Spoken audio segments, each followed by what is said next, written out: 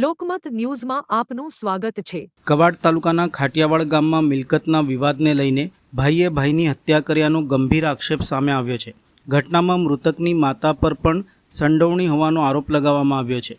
મૃતકની પત્નીએ સમગ્ર મામલે કાયદેસરની કાર્યવાહી કરીને ન્યાય અપાવવાની માંગ કરી છે। મૃતકના પત્ની નીતાબેન વિજયભાઈ રાઠવાએ જણાવ્યું હતું કે તેમના સસરા રેલવે પોલીસમાં નોકરી કરતા હતા।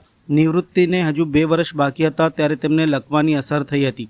ત્યારબાદ તેમને અંદાજે 25 લાખ રૂપિયાની રકમ મળી હતી। આ રકમ અંગે તેમના જેઠને જાણ હતી, પરંતુ તેમના પતિ વિજયભાઈને તેની કોઈ જાણકારી ન હતી।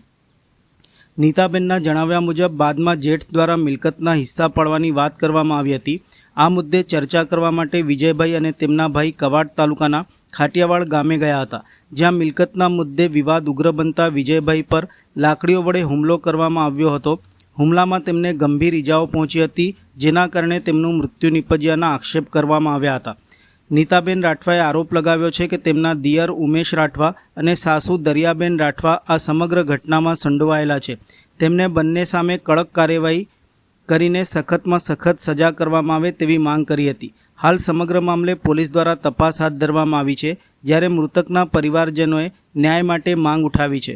મારું નામ રાઠવા નિશા વિજયભાઈ છે અને વિજયભાઈ મારા સસરા રેલવે પોલીસમાં નોકરી કરતા હતા। રિટાયર્ડના 2 વર્ષ કંઈ બાકી હતા અને એને કંઈ લકવાની અસર થઈ ગયેલી, પણ એમને કંઈક પૈસા મળ્યા હતા 25 થી 30 લાખ સુધીમાં।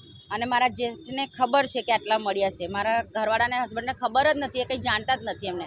અને મારા જેઠે કહ્યું, વિજય ચાલ આપણે જઈએ, મમ્મીને કહીએ, 4 ભાઈના મેરેજ થઈ ગયા, જે પ્રોપર્ટી છે, પૈસા અને પ્રોપર્ટી જેટલી પણ છે મમ્મી પપ્પાની દાદાની, એ આપણે ભાગ પાડી લઈએ।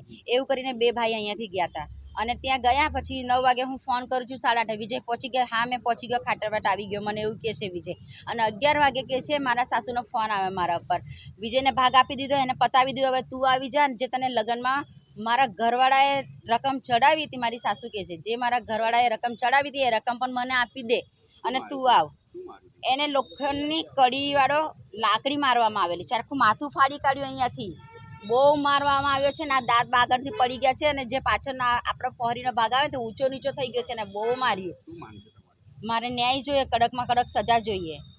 મારા દિયર ઉમેશ ઉર્ફ બળવંત અને મારા સાસુ દરિયાબેન, એમને કડકમાં કડક સજા જોઈએ, એમને ફાંસીની સજા જોઈએ અને મારું ભરણ પોષણ જોઈએ। મારે 6 વર્ષનો બાળક છે, મેં ક્યાં જઈશ? એને સાચવીશ કે કમાઈશ કે મેં શું કરવું? હવે મારો કયો રસ્તો? કોણ સાચવશે? હું રોડ પર આવી ગયો હવે, એટલે મારે ન્યાય જોઈએ।